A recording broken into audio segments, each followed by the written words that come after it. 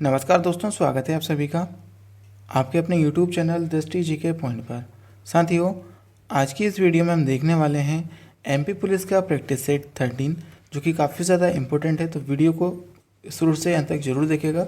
Video पसंद आए तो प्लीज़ वीडियो को लाइक, शेयर और चैनल को सब्सक्राइब जरूर कीजिएगा। चलिए शुरुआत करेंगे फर्स्ट क्वेश्चन के साथ। भीमबेटका के रॉक शेल्टर देश की तलहटी में स्थित है। तो भीमबेटका के रॉक शेल्टर दोस्तों किस तलहटी में स्थित है? सही आंसर रहेगा ऑप्शन नंबर सी, विंध्य पर्वत तलहटी में। तो ऑप्शन नंबर सी इस क्वेश्चन का आपका करेक्ट आंसर रहेगा। बात हुई है दोस्तों भीमबेटका। तो भीमबेटका कहाँ पर स्थित है? तो मध्य प्रदेश के ये रायसेन जिले में स्थित है। ठीक है, तो मध्य प्रदेश के ये रायसेन जिले में स्थित है, ये भी आपको साथ ही साथ याद रखना है। और दोस्तों अगर भीमबेटका की खोज की बात की जाए तो विष्णु श्रीधर बाणकर ने की थी, और ये इन्होंने कब की थी? 1957 से 1958 इसके मध्य इन्होंने इसकी खोज की थी। तो इन गुफाओं की खोज किसने की थी, ये भी याद रखना है, विष्णु श्रीधर बाणकर ने। नेक्स्ट क्वेश्चन की तरफ बढ़ेंगे।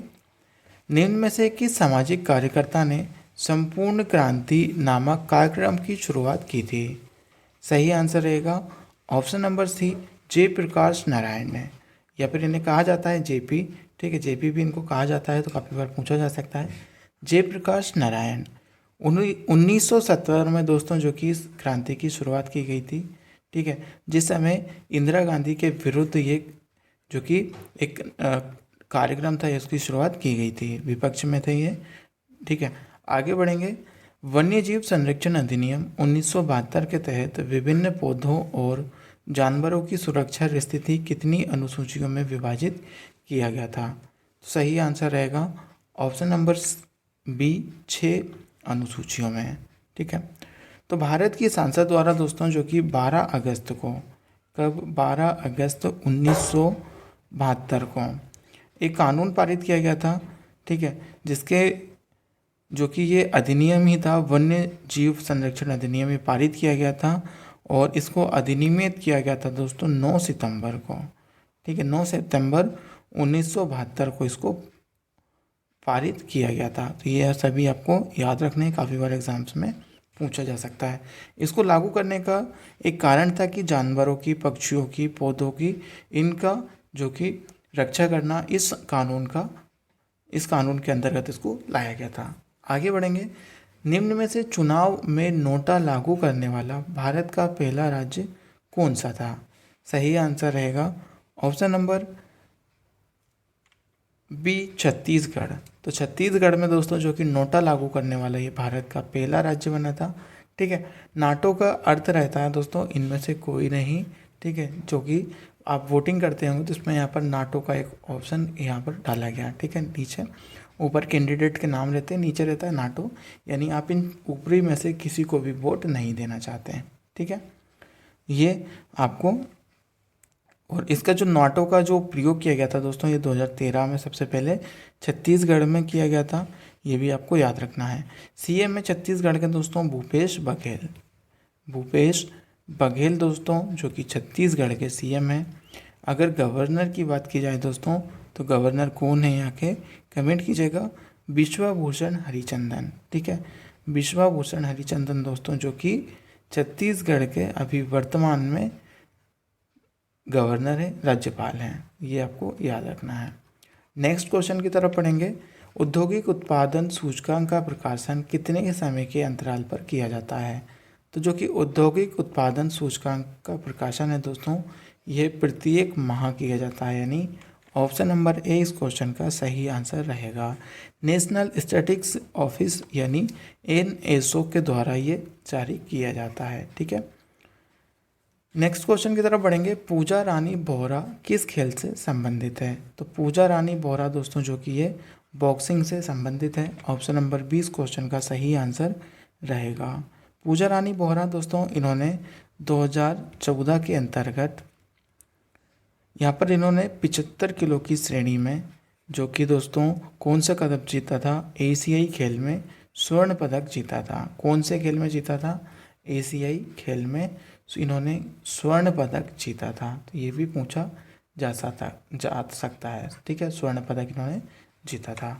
आगे बढ़ेंगे। निम्न में से किस फसल में नील हरित शैवाल का उपयोग नाइट्रोजन स्थिरीकरण के लिए किया जाता है? सही आंसर रहेगा ऑप्शन नंबर सी, गेहूं का। ओणम त्यौहार निम्न में से किस भारतीय राज्य में मनाया जाता है? तो दोस्तों ओणम त्यौहार यह जो कि आपका मनाया जाता है केरल में। तो ऑप्शन नंबर ए इस क्वेश्चन का आपका सही आंसर रहेगा। दोस्तों केरल के अगर बात की जाए तो अन्य त्यौहार भी हैं यहाँ पर। अन्य त्यौहार कौन कौन से, नीचे कमेंट करें। एक तो है विशु, ठीक है, विशु त्यौहार कहाँ पर मनाया जाता है? तो ये भी केरल में मनाया जाता है।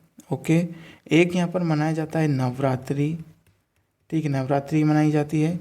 उसके बाद दीपावली मनाई जाती है, ठीक है, शिवरात्रि मनाई जाती है। तो ये सभी जो हैं ये केरल के त्यौहार हैं। इसके बाद तिरुवातिरा एक नामक त्यौहार है, ये भी मनाया जाता है। केरल की बात हुई है तो यहाँ पर सीएम है कौन? पिनरई विजयन, ठीक है, पिनरई विजयन दोस्तों, जो कि वर्तमान में यहाँ पर मुख्यमंत्री हैं। और आरिफ मोहम्मद खान दोस्तों, जो कि यहाँ पर वर्तमान में राज्यपाल हैं। नेक्स्ट क्वेश्चन की तरफ बढ़ेंगे। निम्न में से किसने विंबलडन ओपन 2021 में ओपन महिला का खिताब जीता था? सही आंसर क्या रहेगा दोस्तों? Option number C, Ashleigh Barty ने। तो एशले बार्टी ने दोस्तों, जो कि इन्होंने विंबलडन ओपन 2021 में ओपन महिला एकल का खिताब जीता था। तो ये आपको याद रखना है दोस्तों। ये आयोजित कहाँ पर किया जाता है? तो 1877 से लगाकर दोस्तों ये जो कि लंदन में, विंबलडन लंदन में ऑल इंग्लैंड क्लब में आयोजित किया जाता है। ये पूछा जा सकता है, तो आपको याद रखना है, ठीक है। नेक्स्ट क्वेश्चन की तरफ बढ़ेंगे। निम्न में से किस पुस्तक के लिए भवानी प्रसाद मिश्रा ने साहित्य अकादमी पुरस्कार जीता था? सही आंसर रहेगा ऑप्शन नंबर बी, बुनी हुई रस्सी का। तो ऑप्शन नंबर बी इस क्वेश्चन का आपका करेक्ट आंसर रहेगा। देवास की छत्रियाँ किस वंश की हैं? तो देवास दोस्तों ये जो कि पवार वंश की यहाँ पर छत्रियाँ स्थित है। तो ऑप्शन नंबर 20 क्वेश्चन का सही आंसर रहेगा। प्रसिद्ध धार्मिक स्मारक या मंदिर यह त्रिकाल चौबीसी और खंडरजी किस धर्म से संबंधित है? सही आंसर रहेगा ऑप्शन नंबर ए, जैन धर्म से। जैन धर्म से संबंधित है। और ये जो स्मारक है ये कहाँ पर स्थित है? तो ये टीकमगढ़ जिले में स्थित है। तो ऑप्शन नंबर ए इस क्वेश्चन का आपका सही आंसर रहेगा।